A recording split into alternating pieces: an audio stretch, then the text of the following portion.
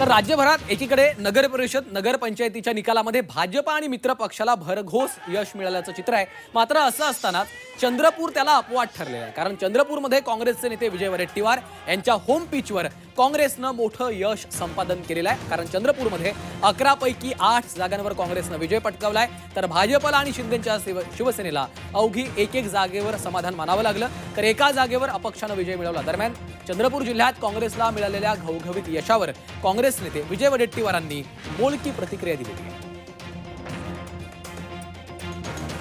काँग्रेस कार्यकर्त्यांच्या एकतेचं, शक्तीचं, मेहनतीचं फळ आहे आणि काँग्रेसच्या नेत्यांनी सुद्धा एकत्र प्रचार केला, याचं सुद्धा हे यश असं मी मानतो।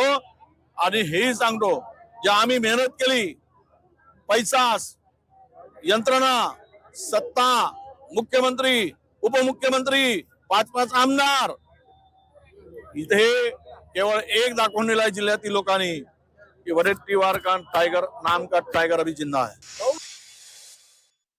जिल्ह्याचं वातावरण जर का पाहिलं तर पूर्ण जिल्हा हा काँग्रेसमध्ये झालेला आपल्याला दिसल।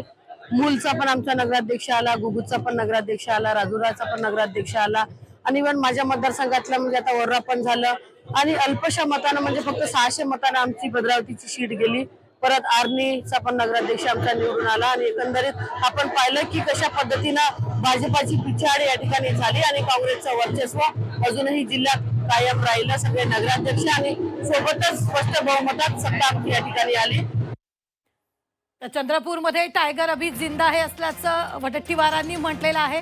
तर चंद्रपूरच्या विजयानंतर त्यांनी ही प्रतिक्रिया दिलेली आहे।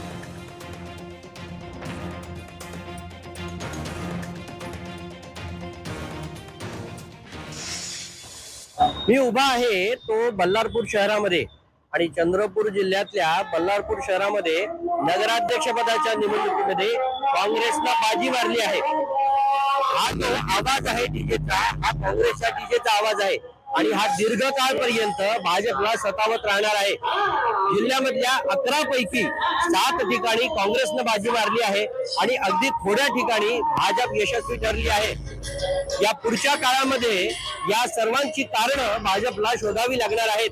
तर काँग्रेस सध्या तरी आनंदात आहे। आशिष अंबाडे, झी मीडिया, बल्लारपूर, चंद्रपूर।